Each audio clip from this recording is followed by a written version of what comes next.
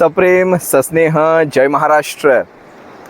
महाराष्ट्रभरातून शिवसेना एक वादळ या माध्यमाला पाहणाऱ्या तुम्हा तमाम प्रेक्षकांना, सर्व शिवसैनिकांना आणि सगळ्यात महत्त्वाचं म्हणजे सर्व शिवप्रेमींना या यशवंतगडावरून तुमच्या ह्या अनिश गाढवेचा, बाळासाहेबांच्या या शिवसैनिकाचा मानाचा जय महाराष्ट्र. पुन्हा एक आउटडोर लोकेशन दिसते. प्रेमात पडावं अशी ही लोकेशन आहे. यशवंतगड अगदी तळकोकणातलं, हा रेड्डीचा किनारा, शिरोडा वेंगुर्ला तालुका, जिल्हा सिंधुदुर्ग. निसर्गाने इतकं काही भरभरून दिलेलं आहे या जिल्ह्याला.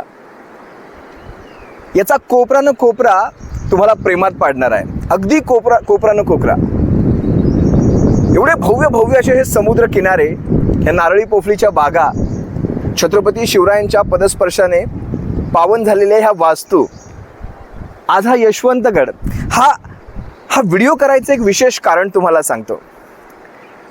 आताच काहीच दिवसांपूर्वी देशाच्या पंतप्रधानांनी एक सर्वांना मंत्र दिला, विदेशात जाऊ नका, स्वदेशामध्ये फिरा. पुढची वर्षभर तरी स्वदेशामध्ये फिरा. चला त्याला आपण पॉझिटिव्ह घेऊयात. आज पहिल्यांदा खरं तर तेवढं इन्फ्रास्ट्रक्चर आपल्या देशामध्ये किती उपलब्ध करून दिलं, या सगळ्या वादात न जाता मी पहिल्यांदा सांगतो पॉझिटिव्ह घेऊयात.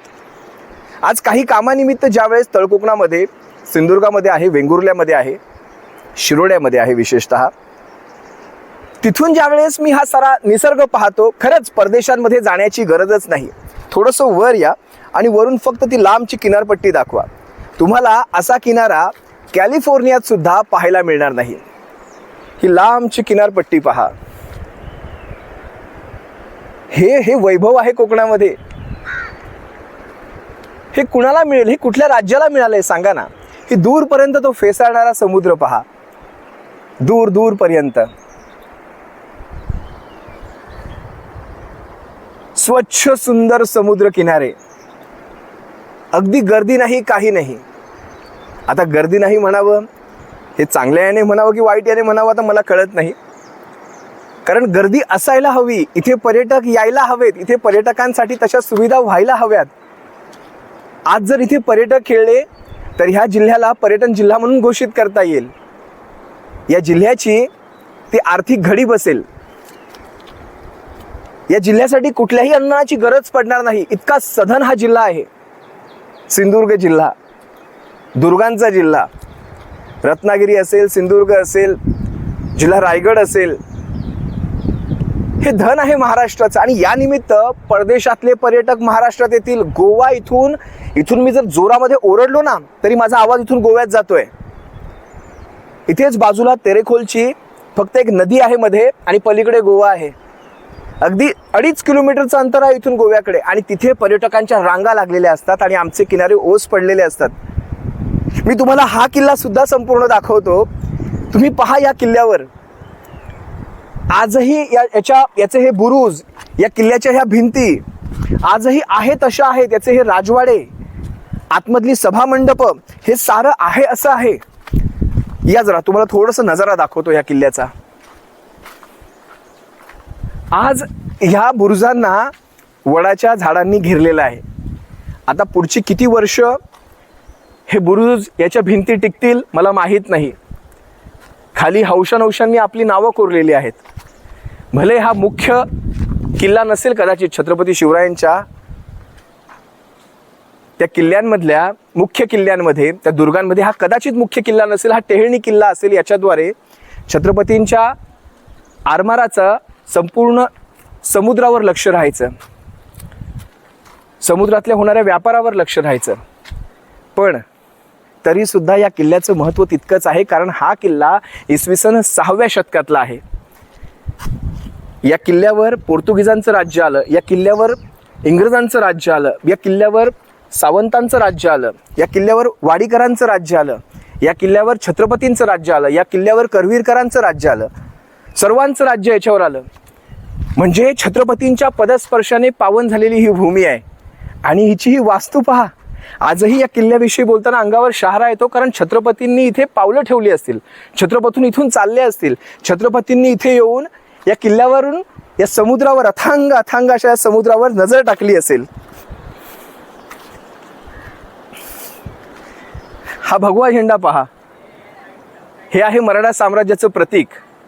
आपल्या छत्रपतींची ही भगवी पताका, वारकरी धर्माची ही भगवी पताका, आपल्या हिंदू धर्माचा हा भगवा ध्वज जीर्णावस्थेत झालाय, फाटलाय तो, पण आजही तो मराठ्यांच्या इथल्या अस्तित्वाची साक्ष देऊन उभा आहे. जरा इथून ही किनारपट्टी दाखवा.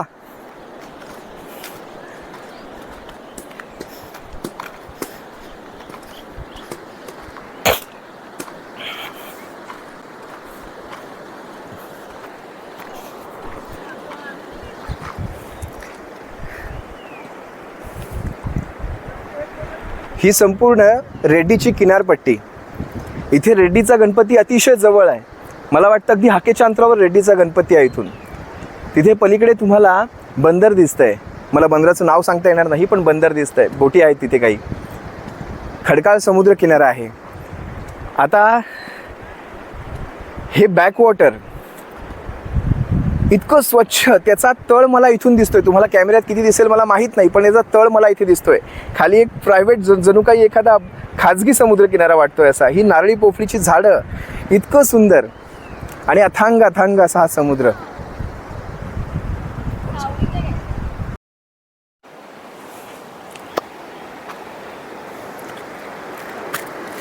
अभेद्य अशी तटबंदी. आजही तोफ गोळांचे मारे सहज पचवेल अशी ही अभेद्य तटबंदी.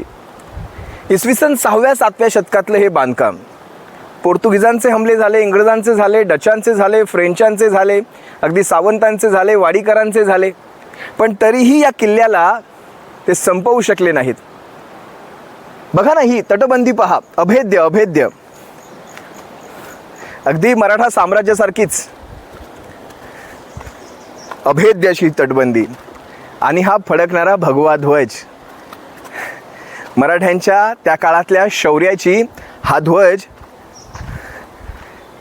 चाहूल देऊन जातो. आणि साक्ष आहे हा भगवा. अंगामध्ये ती जिद्द लागते, आपल्या देशाविषयी प्रेम लागतं, या राज्याविषयी प्रेम लागतं. त्यावेळेस अशी ही भक्कम भक्कम बांधकामं तयार होतात. नाहीतर काल परवाचे बांधले गेलेले मेट्रोचे गर्डर, मेट्रोचे ते ब्रिजेस आपण पडताना पाहिले. ते बिहारमधलं आत्ताच उदाहरण पाहिलं. ती बांधकामं पडतायत, काल परवा बांधलेली. ते नवीन पूल, अद्ययावत इंजिनियर, अद्ययावत शिक्षण. आणि हे गड किल्ले पहा.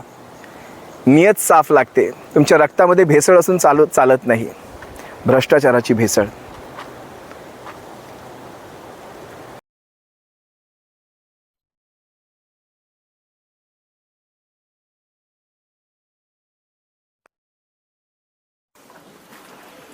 आता ही वास्तू पहा. इतिहास संशोधकच सांगू शकतील ही वास्तू नेमकी कसली आहे, हिचा काय उपयोग असेल. हे मला 2 पदरी बांधकाम दिसतंय, ज्याला आपण डबल माळ्याचं म्हणू शकता. डबल माळ्याचं म्हणण्यापेक्षा 3 माळे आहेत याला. हा पहिला, तो मध्ये दुसरा आणि वरचा तिसरा. आता त्याच्या वर आणखी किती माळे असतील मला माहीत नाही, पण ते कोन्हारे पहा. ही स्थापत्यशाहीची एक सुंदर झलक तुमच्या समोर ठेवतो, आपल्या मराठी स्थापत्यशाहीची. त्याच्यावर आता हे अजस्त्र वृक्ष उगवलेत. किती काळापर्यंत हे बांधकाम टिकेल माहीत नाही. खाली सगळी पडझड झालेली आहे, पण आजही या वास्तू सुस्थितीमध्ये आहेत. आणि सगळ्यात महत्त्वाचं म्हणजे पर्यटकांना आकर्षण करण्यासाठी या वास्तूंचा इतिहास सांगितला गेला पाहिजे. या वास्तू कशासाठी बांधल्या गेल्या, फक्त एखादा फलक लावून. कारण या वास्तूंनी एक काळ पाहिलेला आहे, युग पाहिलेली आहेत मी म्हणेन. आपल्या संरक्षणासाठी या वास्तू बांधल्या गेल्या होत्या. आज त्या एकांटी पडल्या आहेत, कारण त्यांचे राजे राहिलेले नाहीत. आमचे छत्रपती निघून गेले, वास्तू पोरक्या झाल्या. पण आज आपण ती मराठ्यांची लेकरं, आपल्याला कळलं पाहिजे. या वास्तूंचा इतिहास भविष्यातल्या पिढ्यांना कळला गेला पाहिजे. आज आपल्या पिढ्या कदाचित या वास्तू पाहतायत, पण भविष्यामध्ये हे सारं पडेल, झडेल, सगळं भुईसपाट होईल. आपण काय दाखवणार त्यांच्यासाठी? पहा ना जरा हे.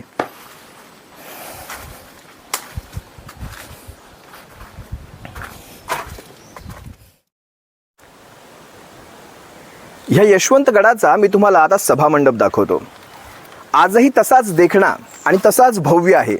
त्याही काळात या सभामंडपामध्ये बैठका रंगत असतील. त्याही काळात या सभामंडपामध्ये निर्णय घेतले जात असतील. शत्रूला कशा प्रकारे पराजित करायचं आहे, शत्रूवर कशा प्रकारे कुरघोडी करायची, याचे सारे बेत याच सभामंडपामध्ये कुठेतरी रचले असतील माहीत नाही. याच जिथे आपण वावरतोय सध्या याच ठिकाणी मावळे वावरले असतील.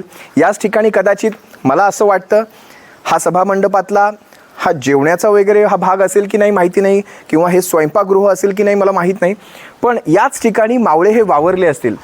हे जवळपास 2 पदरी बांधकाम दिसतंय मला इथे, कारण वरच्या पदरावर तुम्ही पाहाल तर कोन्हारे आहेत वरच्या पदरावर, म्हणजे मध्ये कुठतरी इथे स्लॅब असणार. आज ते काही राहिलं नाही, पण बांधकाम अजूनही साक्ष देत आहे. या सभामंडप दाखवतो. हे असं सभामंडप, तिथून सभामंडपात उतरण्यासाठी जिने आहेत. हा एवढा मधला परिसर, आणि वरतून पुन्हा आत जाण्यासाठी रस्ते आणि तटबंदी आहे पलीकडच्या भागातनं. हे सभामंडपातल्या त्या खांबांचे अवशेष अजूनही आहेत. हे जुन्या खांबांचे अवशेष आहेत. त्याच्यावरची ती नक्षीकामं अजूनही तशीच आहेत. आज 2-2 हजार वर्ष झाली, पण नक्षीकामं बघा ना, नक्षीकामं अजूनही हललेली नाही आहेत. नक्षीकामं बघा. माझ्या राजाचं राजपण हे त्या काळातलं आणि आजच्या काळात अगदी तसंच आहे, हललं नाही आहे अजिबात. हे कोन्हारे बघा. ह्या कोन्हाऱ्यांमध्ये त्या काळात दिवे लागले जात असतील, इथे मशाली ठेवल्या जात असतील संपूर्ण सभामंडपात उजेडासाठी. याच कोन्हाऱ्यांमधून आता आवाज तुम्हाला घुमताना दिसतोय. मी इथे जे बोलतोय ते त्या भागातून मला पुन्हा मलाच माझा आवाज येतोय. म्हणजे तुम्ही अगदी बघा, माझ्या चुटकीचा आवाज सुद्धा इथून त्या कोपऱ्यापर्यंत जाईल आणि त्या कोपऱ्यातून पुन्हा माझ्यापर्यंत पोहोचेल. कशा प्रकारच्या रचना होत्या ह्या त्या काळातल्या बांधकामांच्या. खूप सुंदर भव्य असं हे बांधकाम. आता त्याला वृक्षांनी वेढलेलं आहे. तुम्हाला आणखी एक सभामंडप दाखवतो. हे मुख्य सभामंडप, तिथून येण्याची व्यवस्था, हे सारे कोन्हारे, आणि त्यानंतर त्याला जोडलेलं हे दुसरं सभामंडप. बघा किती सुंदर.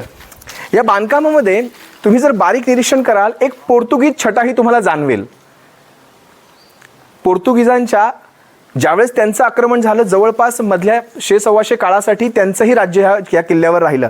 त्या काळामध्ये तुम्हाला या बांधकामामध्ये काही बदल घडले असतील, आणि त्या काळात पोर्तुगीज छटा तुम्हाला दिसतात. हे तिहेरी बांधकाम आहे, 3 मजल्याचं बांधकाम आहे. बघा, हा पहिला माळा, दुसरा माळा आणि हे तळमजला, अशा प्रकारचं हे बांधकाम. आता तुम्हाला मुख्य बाहेरचा आणखी एक सभामंडप दाखवतो. या सगळ्या गोष्टी ज्यावेळेस पर्यटकांना दिसतील, पर्यटकांना कळेल आपल्याकडे सुद्धा हे असं वैभव आहे. म्हणजे पर्यटकांना फक्त सिंधुदुर्ग किल्ला माहिती असतो, विजयदुर्ग किल्ला माहिती असतो, किंवा इतर समजा किल्ला जंजिरे असतील, किल्ला रायगड असेल, हे मोठमोठे किल्ले माहिती असतात. पण ह्या लहान लहान किल्ल्यांचीही माहिती ज्यावेळेस आपण द्याल, त्यावेळेस ह्या रेड्डीसारख्या भागामध्ये आता ही एक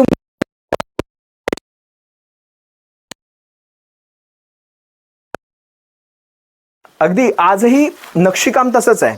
या कोन्हाऱ्यांचं नक्षीकाम पण संपूर्णपणे झाडांनी वेढलेलं आहे. याला संपूर्णपणे हे फार काळ टिकणार नाही. आज ह्या कोन्हाऱ्यांमध्ये वृक्ष उगवलेत. ज्या एकेकाळी याच्यामध्ये दिवे लावले जात असतील, याच्यात वृक्ष उगवलेत. अतिशय सुंदर, अतिशय सुंदर असा आजही सुस्थितीत असलेला माझ्या पाहणीतला तरी हा पहिलाच किल्ला आहे, सुस्थितीत.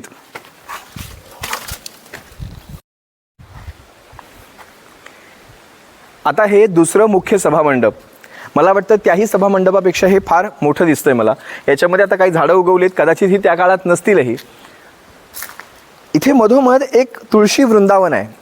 मला माहीत नाही की ते आत्ता झालं आहे की पूर्वीपासून असेल, पण तुळशी वृंदावन आहे. आणि तुळशी वृंदावन ही मराठ्यांची निशाणी आहे. ही काही पोर्तुगीजांनी, ही काही डच फ्रेंचांनी, मुघलांनी ही लावलेली नसणार. हे तुळशी वृंदावन आहे. तुळस वाळलेली आहे त्याच्यातली, पण तुळशी वृंदावन आहे. ही मराठ्यांची निशाणी आहे. आजही याच्याचे काही ठिकाणी बांधकाम पुनर्स्थापित केलं जातं आहे. जिथे जिथे पडझड झाली आहे त्या त्या ठिकाणी पुनर्स्थापित करण्याचा प्रयत्न होतोय.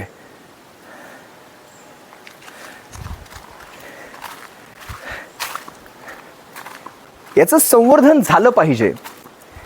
ह्या वास्तू पुढच्या पिढ्यांना पाहायला मिळाल्या पाहिजेत.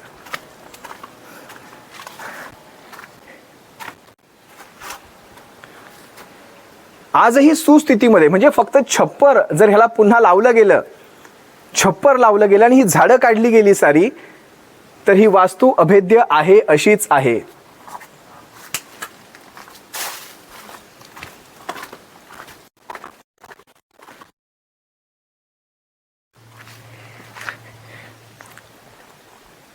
हा खरं तर बालेकिल्ल्याचा भाग मला वाटतो ह्या बाजूला. आता हा खांबा पहा, आता हा एकटाच उभा आहे, याच्या जोडीचे सारे पडलेले असणार, पण आजही आहे तसा सुस्थितीमध्ये आहे आणि आजही भार पेलवण्यासाठी तो सक्षम आहे.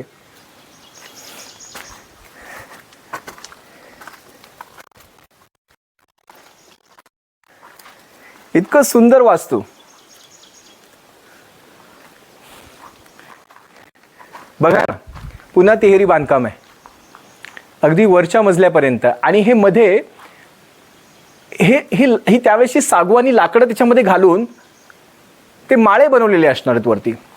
ते जे होल तुम्हाला दिसत आहेत सगळीकडे होल आहे, ते सागवानी लाकडांचे असणार. आता ती सागवानी लाकडं संपली, नेली, चोरली गेली, माहीत नाही, पण इतकी ही भव्यता.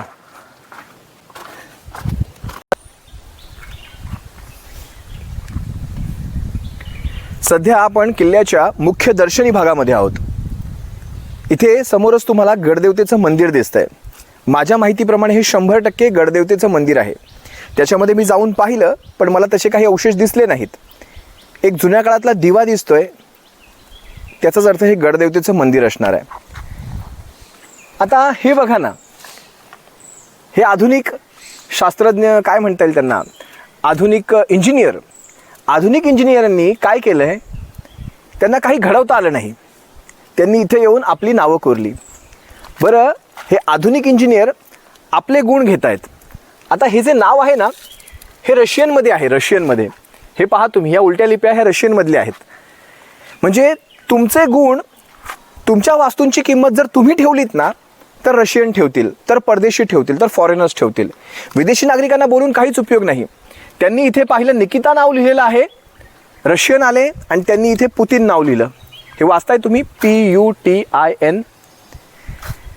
ही निकिता ही तितकीच दोषी आणि हे रशियन ही तितकेच दोषी. पण रशियनांना दोष नंतर द्यायचा, पहिलं हे ज्यांनी कोणी निकिता हे नाव लिहिलंय ना, हे त्यांचा हा दोष आहे. तुम्ही आपल्या वास्तूंची पावित्र्य जपत नाही आहात.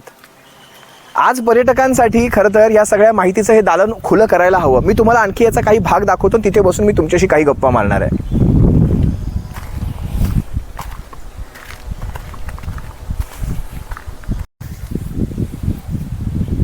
हे गडदेवतेचं मंदिर आहे.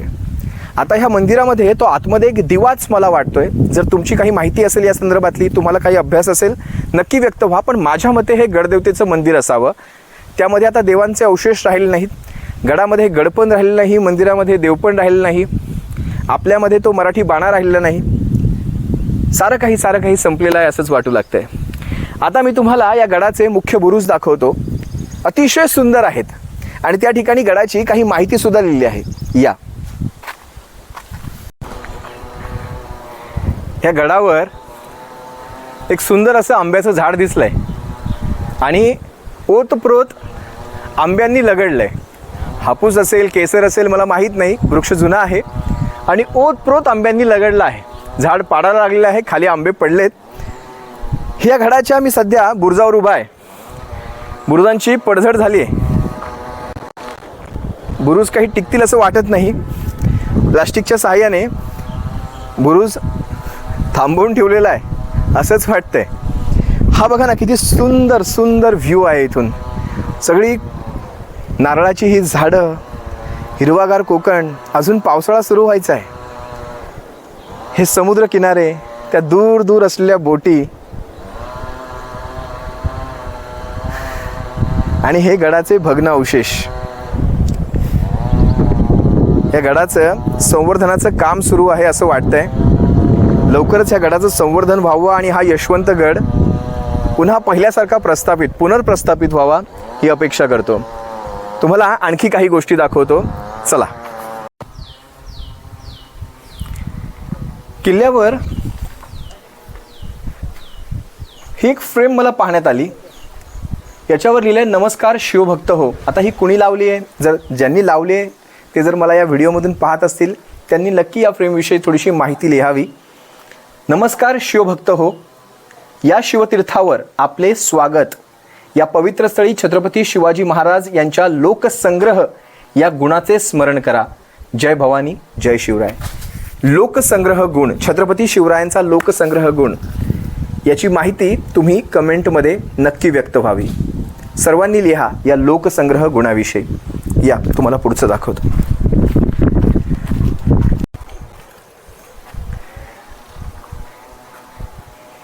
ह्या ठिकाणी तुम्हाला संपूर्ण दरवाजाची रचना कळेल. हा मला वाटतं गडाचा मुख्य द्वार असावा, म्हणजे हे दुसरं मुख्य द्वार. पहिलं मुख्य द्वार हे खालच्या बाजूला आहे. अजूनही इथली ती चिरेबंदी रचना संरचना तुम्हाला स्पष्टपणे जाणवते. आणि या गडाची स्थापना ही मराठीशाहीच्या काळात झाली, याचं एक आणखी एक उदाहरण तुम्हाला दाखवतो. हे कुठे लिहिलेलं नसणार आहे, पण त्याची तुम्हाला एक झलक दाखवतो आणि तुम्हाला जाणवेल हे मराठीशाहीच्या काळातलंच गडाचं स्वरूप आहे. इकडे पहा, या हे बघा, कोन्हाऱ्याचा हा जो प्रकार असतो हा मंदिराकृती आहे. पोर्तुगीज, डच, फ्रेंच यांच्या काळात कोन्हारे हे चौकोनी आकाराचे असायचे. शिवशाहीच्या काळात, मराठीशाहीच्या काळात, करवीरकारांच्या काळात म्हणजे छत्रपती शाहूंच्या काळात हे अशा प्रकारे कोन्हारे केले जायचे. त्यामुळे गडाचं बांधकाम बऱ्यापैकी छत्रपती शिवरायांच्या काळातही झाले, म्हणजे 6व्या शतकातलं नाही म्हणणार मी, पण ज्या ज्या वेळेस गडाची डागडुजी करण्यात आली, ज्या ज्या वेळेस गडावर काही नवीन स्थापत्य निर्माण करण्याचा प्रयत्न केला, त्या वेळेस हे अशा प्रकारे मराठीशाहीच्या खुणा तुम्हाला स्पष्टपणे जाणवतील. आता हे सगळे भाले मारण्यासाठी, तीर मारण्यासाठी या अशा प्रकारे कोन्हाऱ्यांची संरचना केली जायची. आता जे मगाचं आंब्याचं झाड मी तुम्हाला दाखवतोय, त्या झाडावर कुणाच तरी हल्ला होतोय, मला वाटतं दगडं मारली जात आहेत झाडावर.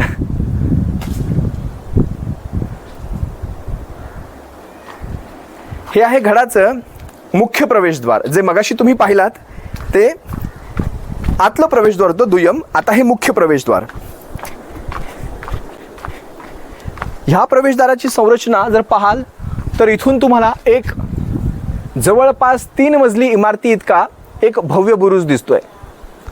जवळपास 3 मजली इमारत. आजही सुस्थितीत आहे हा बुरुज.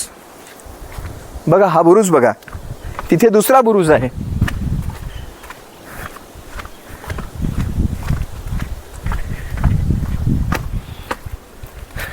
हा असा संपूर्ण फिरवून दाखवा हा बुरुज इथून.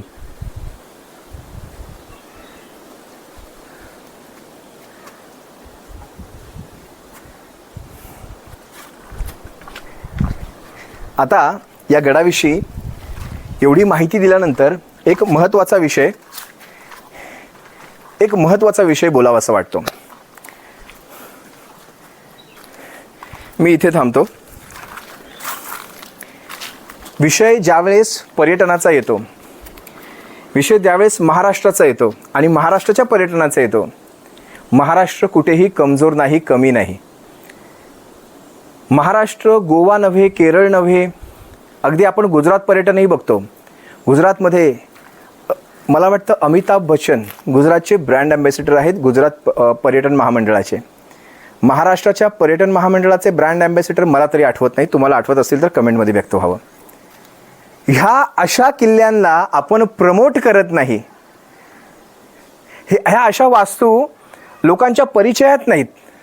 यशवंतगड शोधत जरी आलं तर गुगल मॅप तुम्हाला अर्धा किलोमीटर अगोदर सोडून देतो.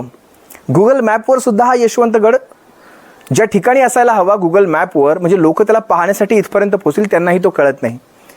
आज ह्या ठिकाणी नेटवर्क नाही, इथे कुठलीही पर्यटकांसाठी सुविधा नाही, पर्यटन मदत केंद्र नाही, साधं मोबाईलचं नेटवर्क नसल्यामुळे इथून तुम्ही कोणाला कॉल करू शकत नाही. हा संपूर्ण कोकणाचाच एक प्रश्न आहे. नेटवर्क, तुमच्या मोबाईलला एक दांडीचं नेटवर्क नसतं, तुम्ही कुणालाही कॉल. कोकणात यावं तर आपण पुन्हा ते पत्र आणि ते तार या जमान्यात जातोय की काय असं वाटू लागतं.